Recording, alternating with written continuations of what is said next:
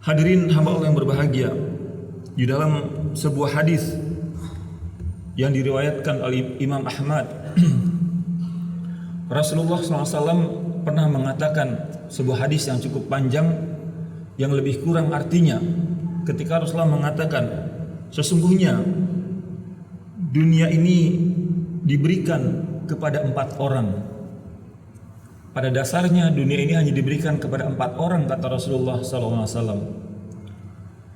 Orang yang pertama, kata Rasulullah, adalah orang yang diberikan ilmu, dan pada saat yang sama dia juga diberikan kelebihan hartanya. Dan dengan kelebihan ilmu agama yang dia miliki dan kelebihan harta yang Allah anugerahi, kemudian dia banyak berinfak. Dia banyak menggunakan hartanya dengan bimbingan ilmu agama yang dia dapatkan, yang dia miliki.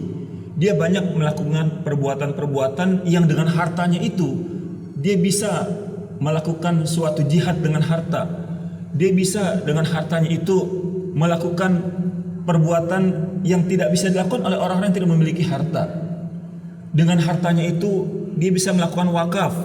Dia bisa melakukan infak dan sedekah yang kadang-kadang pahalanya, terutama wakaf, itu bisa mengalir meskipun yang bersangkutan sudah lama wafat, selama apa yang dia wakafkan dimanfaatkan oleh orang lain. Dengan ilmunya dia secara cerdas bisa memanfaatkan hartanya. Dengan ilmunya kemudian dia bisa memanfaatkan hartanya agar bisa dipakai selepas dia wafat nanti. Inilah orang-orang yang terbaik, kata Rasulullah SAW. Orang-orang yang sangat baik, yang dengan harta dan ilmunya dia bisa menggunakan dengan sebaik-baiknya. Hadirin hamba Allah yang berbahagia, kalau kita lihat bagaimana apa yang dilakukan oleh Utsman bin Affan ketika beliau membeli sumur di Madinah dulu dari orang Yahudi, bukankah apa yang dilakukan oleh Utsman bin Affan beratus tahun jaraknya dari kita masih ada sampai sekarang?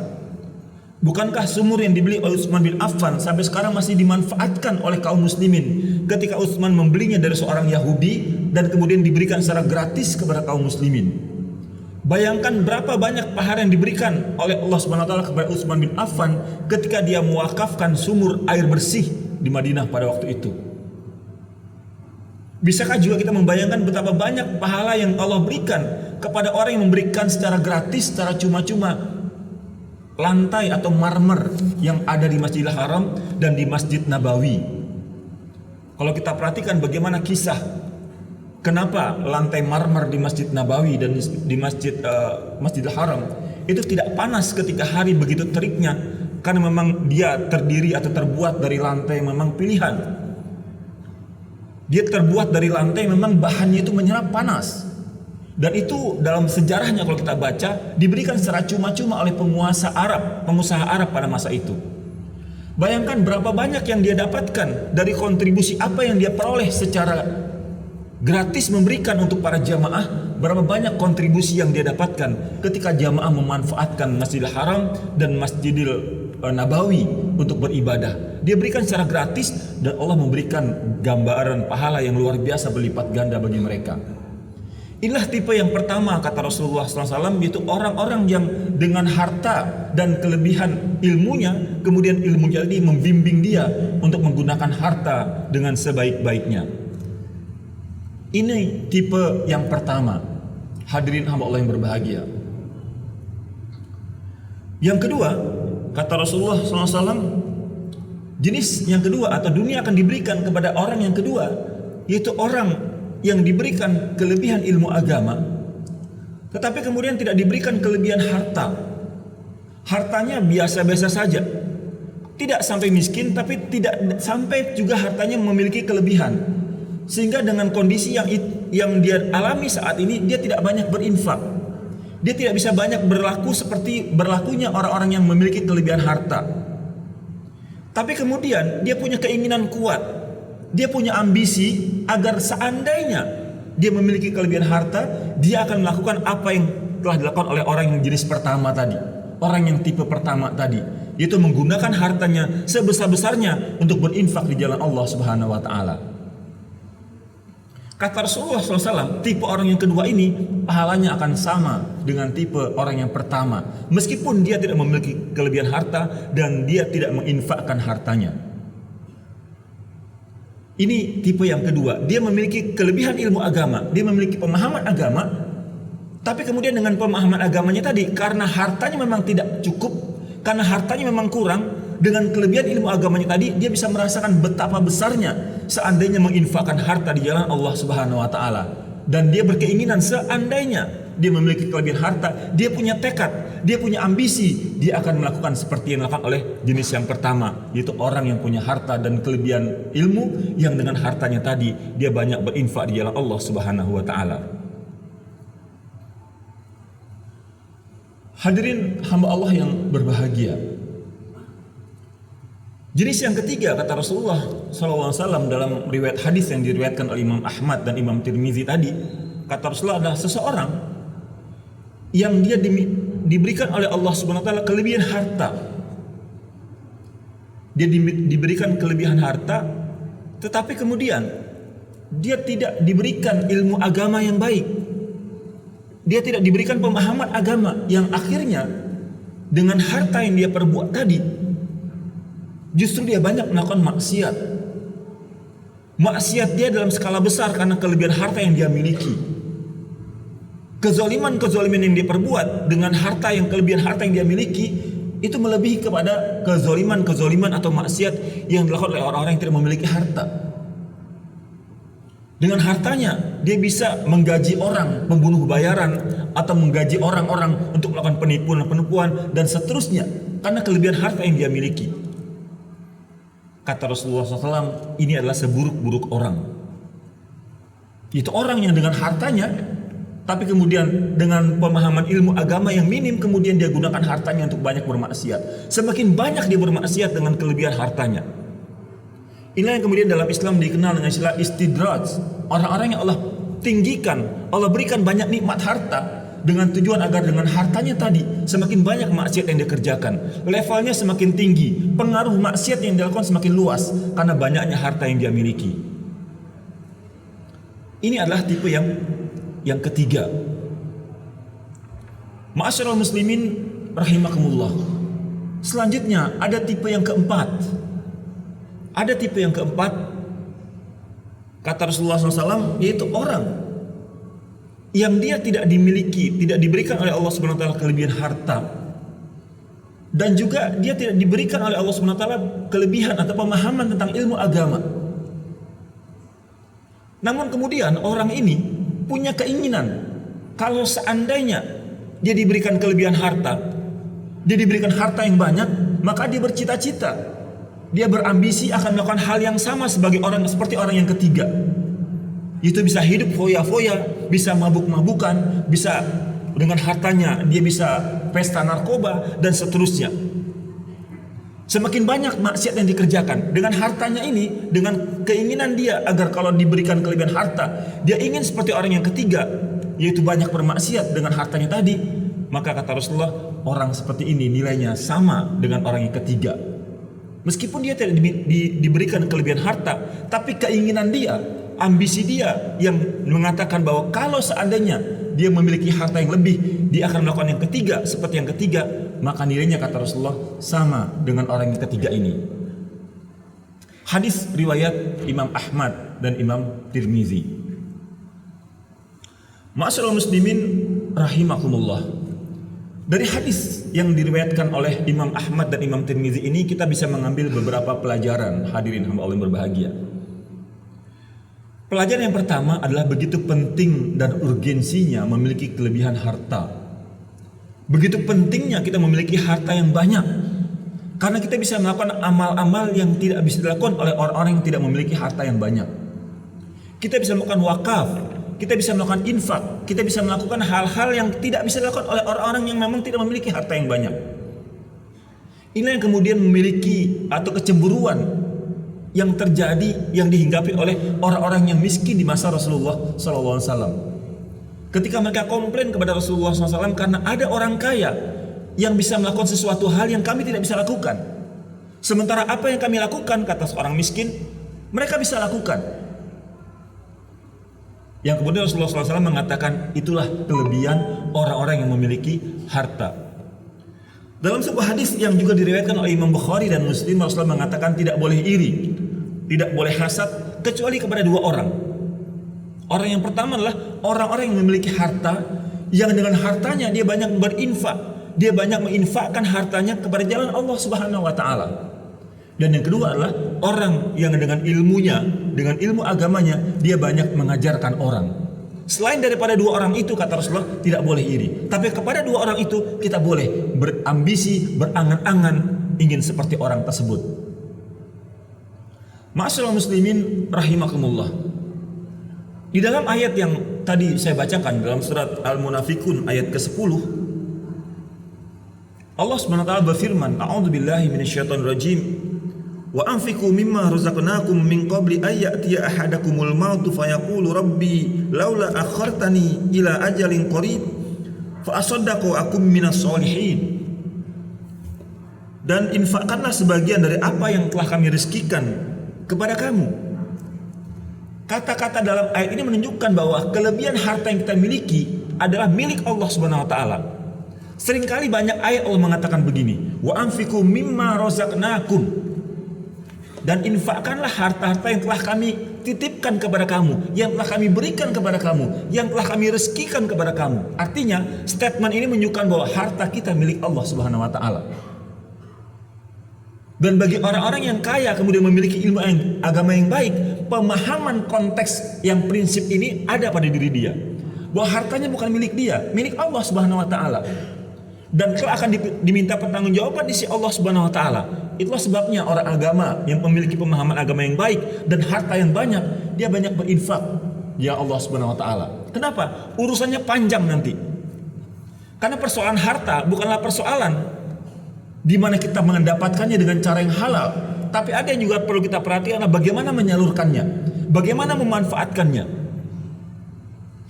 Dan di ayat ini kita melihat bagaimana keluhan dan permintaan orang-orang yang telah mendekati ajalnya. Apa kata Allah Subhanahu wa taala? Wa anfiqu mimma razaqnakum min qabli ay ya'tiya ahadakumul mautu fayaqulu rabbi laula akhartani ila ajalin qarib. Berkatalah orang-orang yang telah ajalnya telah dekat, dia berkatakan, "Ya Allah, tundalah agak sejenak ajal ini engkau ambil dari saya." Untuk apa? Dikatakan fa asaddaqu wa akum minas solihin. Aku akan bersedekah dan aku akan melakukan amal-amal yang soleh. Jadi mimpi dan keinginan orang-orang yang telah mendekati ajal kepada Allah Subhanahu wa taala agar mereka minta ditunda ajal mereka. Minta ditunda malaikat maut mencabut nyawa mereka. Untuk apa? Untuk bisa bersedekah. Hadirin hamba Allah yang berbahagia, tentu saja untuk kita berinfak di jalan Allah Subhanahu wa taala tidak menunggu sampai nanti datangnya malaikat maut kepada kita. Kita bisa melakukannya sekarang selagi kelebihan harta ada pada diri kita. Bukankah ini juga yang Rasulullah pesankan kepada kita? Manfaatkan yang 5 sebelum datang yang 5. Yang salah satunya adalah kekayaanmu sebelum datang masa miskinmu. Kekayaanmu yang dengan itu kamu bisa berbuat banyak untuk jalan Allah Subhanahu wa taala sebelum datang kemiskinanmu, sehingga kamu tidak banyak berbuat untuk berinfak fi sabilillah dengan harta kita. Ini yang pertama. Pelajaran yang kedua, betapa pentingnya ilmu agama untuk mengarahkan diri kita, untuk mengarahkan harta kita, untuk mengarahkan semua yang kita miliki di jalan Allah Subhanahu wa taala. Tanpa ilmu agama yang baik, maka kita akan membelanjakan harta kita dengan sia-sia. Kita bukan iri, bukan cemburu kepada orang-orang yang bingung menghabiskan hartanya, sehingga kadang-kadang untuk membelanjakan, untuk membeli sesuatu yang di Indonesia sangat banyak, dia pergi ke Singapura, dia pergi ke Amerika, dia pergi ke Eropa, bingung dia menghabiskan hartanya. Padahal peluang-peluang dia untuk bisa menjadikan hartanya sebagai bagian dari pundi-pundi kebajikan yang akan terus mengalir sangat banyak terbuka lebar.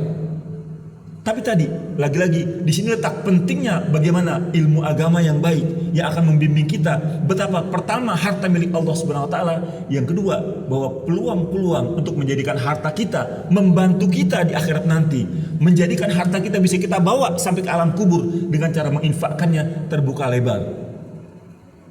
Yang terakhir, hadirin hamba Allah yang berbahagia, adalah bahwa ternyata ambisi dan cita-cita kita ini pengaruh terhadap amal-amal kita. Perhatikan orang yang kedua dan yang keempat menurut hadis tadi.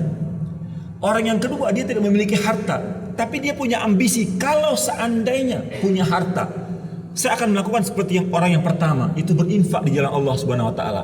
Dan orang yang keempat pun sama. Dia tidak memiliki harta, tapi kata Rasulullah, orang ini sama tipenya dengan orang yang ketiga. Kenapa? Ambisinya, keinginan dia, kalau dia punya harta, dia akan bermaksiat sebagaimana orang yang ketiga. Hadirin hamba Allah yang berbahagia, dalam sebuah hadis Rasulullah SAW mengatakan, hadis yang diriwayatkan oleh Imam Bukhari dan Muslim, seorang Muslim ketika dia bertengkar, berkelahi, kemudian yang membunuh dan yang terbunuh akan masuk neraka. Sahabat Rasulullah SAW kemudian komplain, ya Rasulullah, kalau yang membunuh kemudian dia masuk neraka masih wajar. Ini bagaimana dengan yang terbunuh? Sudahlah dia terbunuh, dia masuk neraka juga. Kata Rasulullah, karena ambisi dia, karena keinginan dia sama dengan yang membunuh, yaitu keinginan membunuh juga.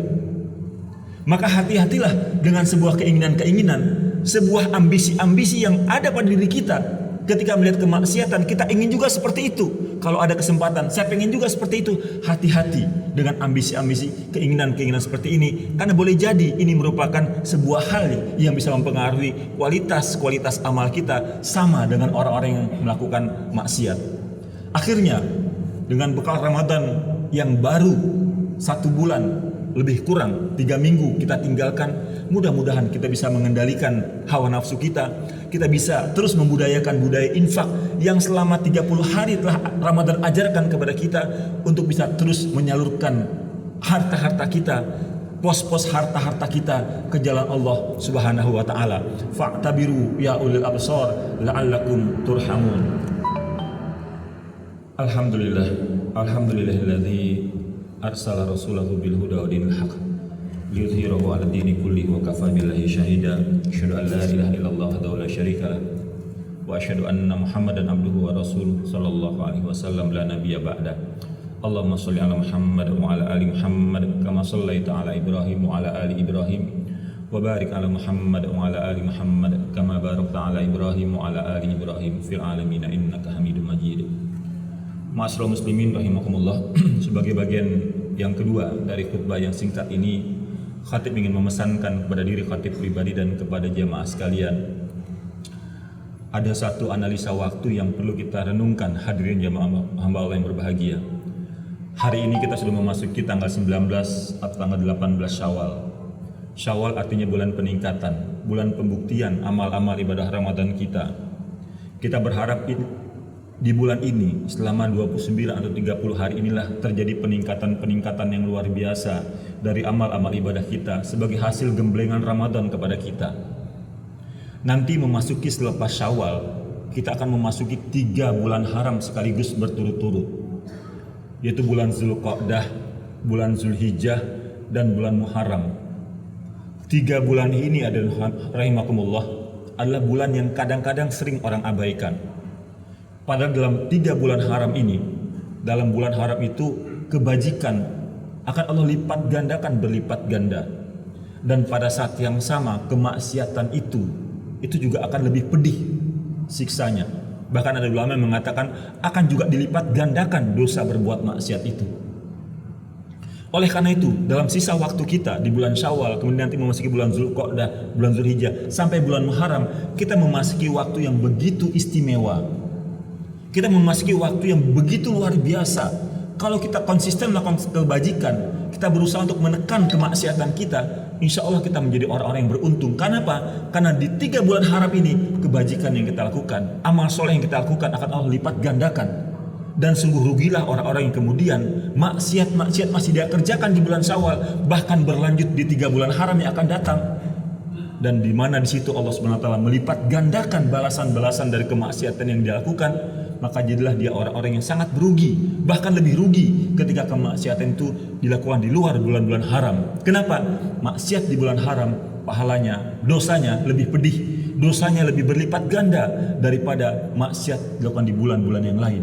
Mudah-mudahan kita bisa memanfaatkan momentum bulan-bulan haram di 3 bulan yang akan datang dan bisa memanfaatkan sebaik-baiknya di sisa hari di bulan Syawal untuk membuktikan, untuk meningkatkan amal kita di bulan Syawal ini. Karena Syawal berarti peningkatan. Mudah-mudahan kita semua bisa membiasakan kebiasaan-kebiasaan baik, amal-amal soleh yang telah kita peroleh di bulan Ramadan.